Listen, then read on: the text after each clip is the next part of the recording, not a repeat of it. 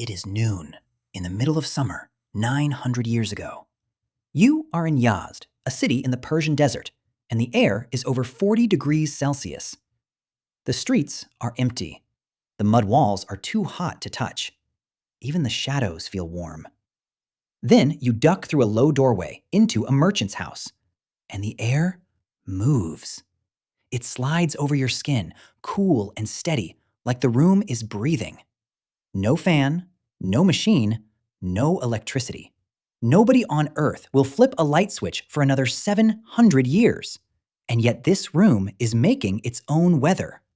How? How did ancient architects keep grand stone buildings cool centuries before air conditioning? The answer is that they never fought the desert with power. They fought it with design. First, meet the enemy. Every summer morning, the sun rises and starts pouring energy onto your city, and it does not stop for 12 hours. Stone and mud brick soak up that heat the way a sponge soaks up water. By late afternoon, every wall, street, and roof has become a storage heater, and it keeps cooking you long after sunset. So an architect out here had exactly 4 weapons: shade, wind, water, and the cold of the night sky itself. Master those 4, and you can raise a building that cools itself. Start in Egypt, 3,500 years ago. Temple walls here were built massively thick, in places several meters of solid stone. That was not only to impress the gods, it was a heat trap. Heat crawls through stone slowly, a few centimeters an hour, so the fierce heat of noon spends the whole day burrowing through a thick wall, and by the time it finally reaches the inside, it is midnight.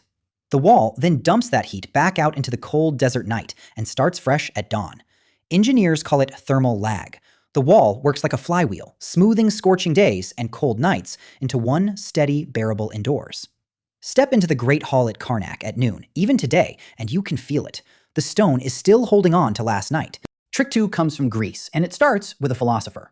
Around 400 BC, Socrates pointed out something beautifully simple. The summer sun rides high across the sky. The winter sun rides low.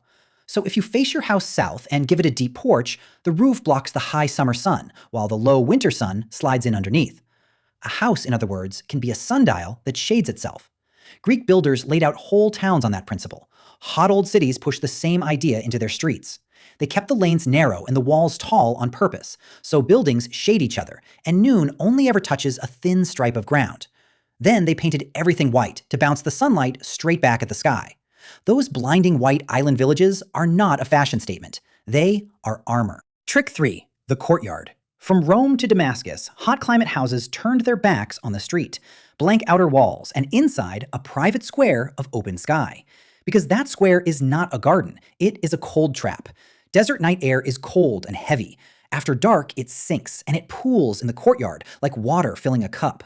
All morning, the house drinks from that pool, while the courtyard's own high walls keep the sun off it until midday. Add a fountain and an orange tree, and the pool of coolness lasts even longer. Romans called their version the atrium. Spain calls it the patio. The name changes, the physics never has. Trick 4 is the boldest one, catching the wind and piping it indoors. Egyptian houses may have done it first. Tomb paintings from over 3,000 years ago seem to show rooftop scoops angled to swallow the north breeze. But Persia turned it into a signature. A windcatcher is a tall tower with open mouths at its top, facing the wind. Up there, the breeze runs faster, cooler, and cleaner than at street level. The tower grabs it and drives it down through the house. And on dead, windless afternoons, the tower simply runs in reverse. The sun bakes the tower's walls, the air inside them rises like smoke in a chimney, and that pole drags fresh air through the whole house from below. No moving parts, no fuel. A machine built from nothing but geometry and sunshine. Stand under one in Yazd today, and the draft can be strong enough to stir your hair. They call it the city of windcatchers. Now add trick 5, and things get properly clever. Water. When dry air touches water, some of that water evaporates, and evaporation steals heat. It is the same reason sweating works. Persian engineers already had cold water underfoot, qanats, underground channels carrying mountain groundwater beneath the city. So they connected their 2 machines. The windcatcher pulls hot air down, drags it across the cold qanat stream, and delivers it into the sitting room, chilled. In dry desert air, that trip can shave more than 10 degrees off. A genuine air conditioner running on nothing. Houses without a stream underneath use the pocket version, a porous clay jar of water set right in the window. The jar sweats through its walls, the breeze licks it dry, and the room behind it catches the chill. Those carved wooden window screens, the mashrabia, worked triple duty. They cut the glare, guarded privacy, and cooled the breeze over the jars. And the palace fountain was never just decoration. It was an appliance you could listen to. Rome, being Rome, went big. On games days, the Colosseum grew a roof. The Valerium, a great ring of canvas awnings, hauled out on ropes over 50,000 heads. The riggers were sailors from the imperial fleet because nobody else could be trusted with that much canvas.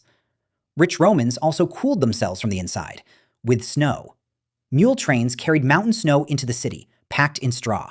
It was kept in covered pits and sold in snow shops all summer long. The philosopher Seneca grumbled that Rome had gone soft, buying frozen water. Rome kept buying it. And for the deepest heat, grand villas kept a secret floor. The cryptoporticus, a half-buried corridor where noon could not follow. Pliny the Younger wrote about his with open delight. The garden above him blazed. The corridor below kept its own private season. Which points at the most radical trick of all. If you cannot beat the weather, leave. A few meters underground, the Earth ignores the seasons. It holds one steady temperature all year round, close to the local average. In Cappadocia, in modern Turkey, people carved whole multi-story cities into the soft rock. Room for thousands, ventilated by hidden shafts. Summer on the surface can push past 35 degrees. Down in the tunnels, it stays in the teens. All year, every year. Cold storage, fortress, and air conditioning in one. All you had to do was dig. Which brings us to the masterpiece. Because Persian engineers were not content with cool rooms. They decided to make ice. In the desert. Winter nights on the Iranian plateau are bitterly clear, and a clear night sky works like a giant cold drain. Anything facing it beams its heat away into space. So they poured shallow pools of water behind tall shading walls and let them stare at the stars. On the right nights, the pools froze, even while the air hovered just above freezing. At dawn, workers cut the ice like a harvest and hauled it to the yakhchal, the ice pit.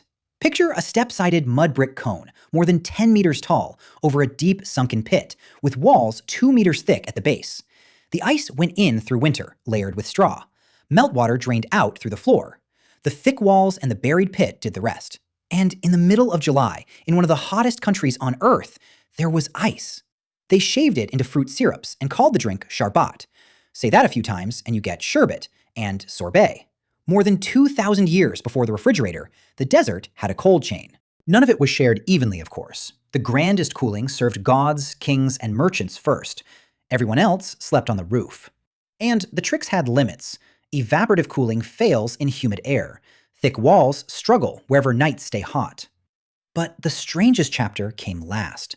In the 20th century, we invented electric air conditioning, and within 2 generations, we simply forgot. We started raising sealed glass towers in the desert and plugging them in. Today, cooling buildings swallows roughly 1/10 of the world's electricity, and the number is still climbing. Meanwhile, the old windcatchers of Yazd are still standing there, still working, for free. Lately, architects have begun walking back. New towers in the Gulf borrow the windcatcher's shape. Courtyards and thick walls are back in the textbooks, under a new name, passive cooling. Because the ancients understood something we handed over to the power grid. You cannot switch off the sun. But you can shade it, ride the winds it stirs, and borrow the cold it leaves behind each night. The coolest room in the ancient city was never a miracle. It was a conversation with the sun, held in stone. We are only just remembering how to speak the language.